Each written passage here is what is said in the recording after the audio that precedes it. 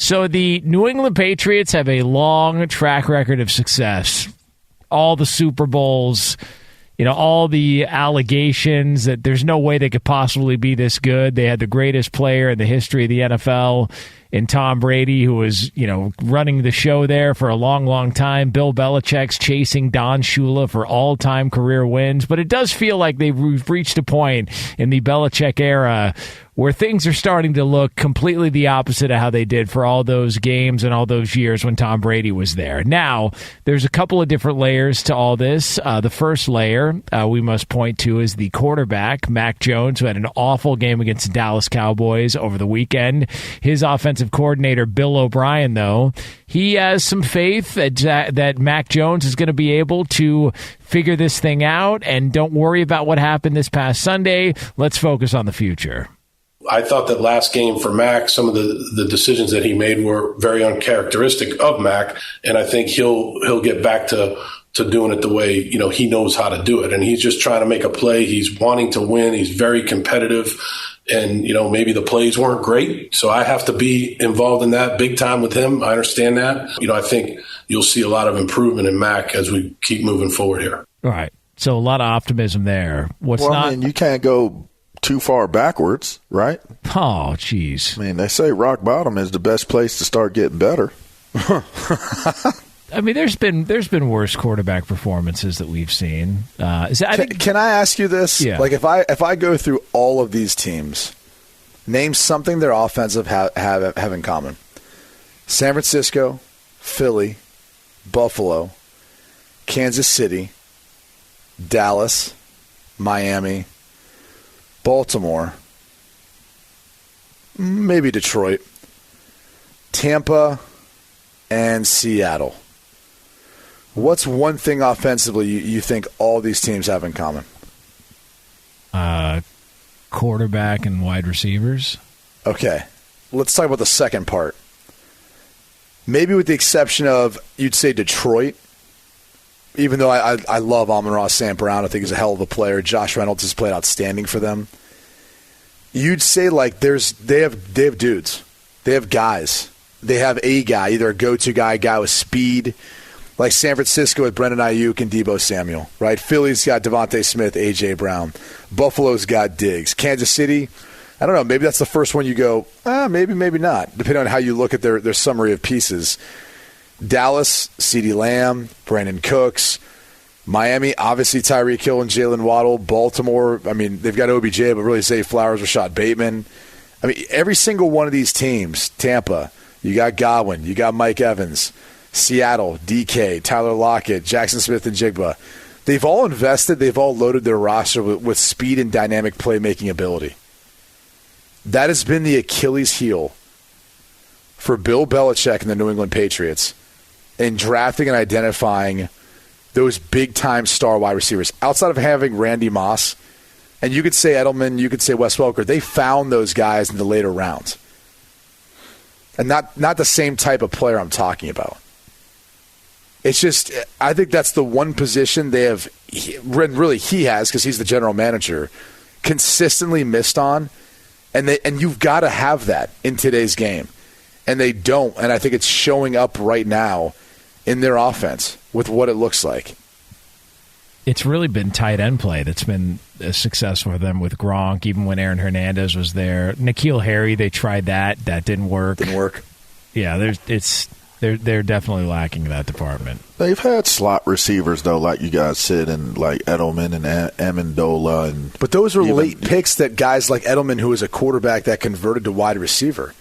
Yeah. He wasn't, so it's not like you're talking about a number one wide receiver. A bona fide. Yeah, it's true.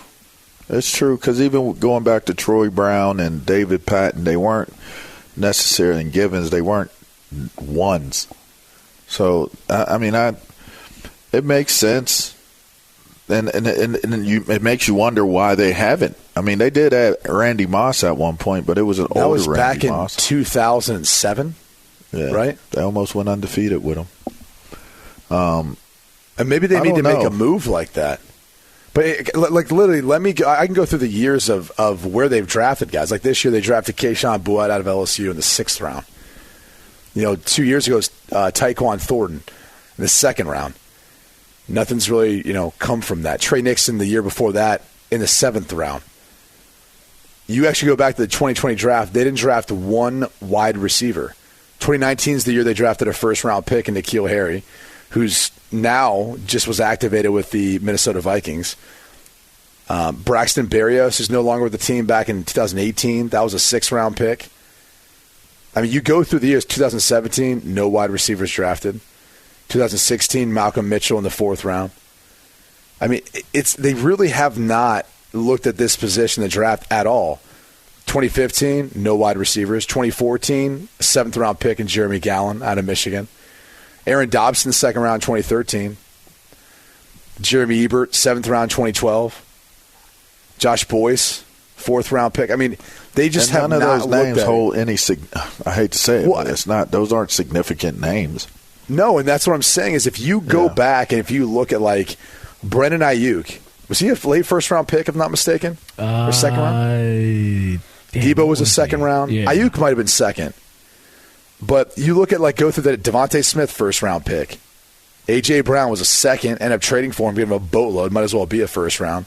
Stephon Diggs was a later-round pick, but obviously Buffalo ended up bringing him for a boatload because they saw he was a difference maker, right? Kansas City Chiefs, when they had Tyreek Hill, he was kind of more converted, but then they paid him because he became that. And they haven't necessarily spent as much juice on that since, but we'll see if that doesn't change. CeeDee Lamb, 1st-round pick. I mean, Miami Dolphins, Waddle, 1st-round pick. There's so many. Rashad Bateman with the Baltimore Ravens, 1st-round pick. Zay Flowers was also a 1st-round pick? Was he 2nd? Zay Flowers was a 2nd, I believe. Oh, he might have been a late 1st. I think it was a late 1st. Yeah. And obviously Miami gave up a ton to get Tyreek Hill there. Mike Evans, 1st-round pick. Chris Godwin was a 2nd-round pick. Metcalf, 2nd-round pick. Fell to them, though, right? Jackson Smith and Jigba, 1st-round pick. Yeah. I mean, I don't care what team you're talking about. Browns, they have Amari Cooper, former 1st-round pick. I mean, you go through the list of teams, they've invested and they've looked at the wide receiver position and said one of two things. We need to find a dependable number one guy we can throw a 50-50 ball up to that's going to make a play or when he's double covered. Or we need a guy who can separate, a guy with extreme speed. They've either found it via the draft, high in the 1st round, or somewhere in the 1st round, 2nd round, or they go find it in free agency, or they go trade for it. The Patriots have not bought into it. And I think it's killed them since Tom Brady's left. And honestly, even towards the end of Tom Brady's tenure there, and I think he saw it. Because when he went to Tampa, he brings Gronk. They've got Godwin. They've got Mike Evans. They've got these other pieces. He probably looked at that roster and said, this is better for what this league is at right now. And tell me this. When were the 2 years where Tom Brady threw the football most in his career? I mean, last 2 years, right? The last 2 years in Tampa. Yeah. And so you get a glimpse of maybe what Tom wanted to be and wanted to do his entire time in New England, and maybe Bill Belichick didn't want to do that. I just think there hasn't been a focus and more concern over getting that position right, especially now around Mac Jones. And I think that's hurt their offense in a big way. And like Juju Smith-Schuster, man, there's been talks that his knee has not been 100% since he's been there. Like that seems like it's not going well. I thought they were the team that should bid and outbid Tennessee for DeAndre Hopkins. Like, if he was there and available and in for a visit, that felt like that was a move that they should have made, and he ended up going with Tennessee because they probably offered him more money. Like, that felt like that where that should go. But yeah, and then, on top of all that, now you go to the defensive side. Matthew Judon's got that bicep tear, the lower bicep tendon tear. He's going to be out a couple of months. That's a tremendous blow. It's terrible. If there was one guy I'd say you couldn't lose on that team in order for them to have a chance to have some real success, it'd have been him. And give them credit for this. He's been a great signing. That's been one of those free agent signings that they brought over that has worked out really well. But like Christian Gonzalez, the rookie cornerback, he's been off to a great start. Now he's dealing with an injury. It feels like,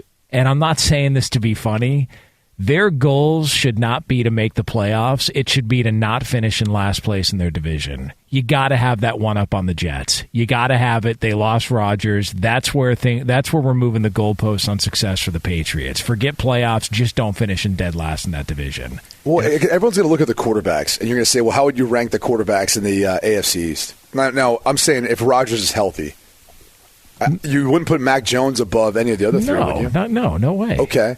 So then what do you need to do in order to compete? Do you need to surround him with more talent then? Yeah. And if you're going to rank the wide receivers in the AFC East, would you put the Patriots above anyone else in that division? No. I mean, Diggs and Gabe Davis are a better combination than anything the Patriots have. I mean, Garrett Wilson. I mean, and whoever you want to pair him with for the Jets. Yeah, Lazard. Probably Allen Lazard, Cobb, whoever you want to talk about their supporting cast, but it's like that to me is just, for whatever reason, it like flies under the radar. I think when talking about the concerns about this New England Patriots offense, the team in general, and now defensively, Judon's out, and then you got Christian Gonzalez who's banged up, their first round pick, who's been fantastic. Great. And by the way, that's not like saying that New England hasn't gotten picks right at other positions. They have. They've been really successful drafting defensive players, especially in the first round, and finding other players. It's just, for whatever reason, the wide receiver position is one they haven't focused on, and other teams have, and other teams are surpassing them right now. Do you think that was also part of the reason why, and we'll probably touch on this later on because he's been in the news recently, but do you think that's part of the reason why Josh McDaniels elected to leave when he did? Because it felt like he was the heir apparent, that's where that was headed for Belichick, and he just decided, let me go take the Raiders gig. And just, I wonder if he saw the writing on the wall and just realized, man, there's not a whole hell of a lot to work with here, and I'd rather go, if I'm going to strike, I'd rather go now before I start taking a hit, a la Matt Canada, but for different reasons. Striking. Yeah, I start taking the hit because our offense isn't producing because we don't have guys that we can depend on that can compete at the same level as some of these other guys in the division. I wonder if that was part of the reason. That still could probably work out, though. He might not be in Las Vegas much longer, so he could end up back in New England. If it doesn't work out, who's to say that still can't work out? I mean, it's funny, the outside perception of the Raiders right now, graded 1-3, and they're tied in the division at 1-1. Is that everyone wants them fired? Mark Davis has been adamantly defending him. Damn right he is. And it's interesting, and I'm not saying the Raiders are a playoff team. I didn't think they would be this year. But they're 1-1 in the division. They're 1-3 overall. Like, a team that's 500 in their division only played 2 games so far. They're not out of it. I mean, you'd be hard pressed to find any team right now that's completely out of it. Like, the teams that I get concerned with are the Bengals, who are already 0-2. Oh yeah, it's over in the division. The Browns, who are 1-2 in the division. Like, you start looking through some of the teams that played a lot of divisional games early, are already behind the 8 ball. Panthers 0-2 in the division. Yeah, then that record hits a little different because at least you have the chance of winning your division and hopefully being able to then make it in the playoffs that way. But if you haven't played many divisional games with a bad record, that's all right. Like, you win your division, you still got a shot. Yeah, it's a mess. Well, listen, they got all those Super Bowls they can look back on, and everybody can celebrate and have fun with that. And at least they can hang their hat on that if you're the New England Patriots. And Bill O'Brien's he's not worried about what's going on with Mac Jones. Plus, the thing with Mac Jones is you never know when he throws a pick whether or not he's going to light somebody up on defense with a dirty play. And that, to me, is a heartwarming tale. If he lights them up or teabag them? Whatever, that too. Okay. Gator roll, like you name it. Gator roll, teabag, anything you want, Mac Jones will provide. Especially if he's trying to get some revenge on a pick. I like him. He's very feisty, that Mac Jones.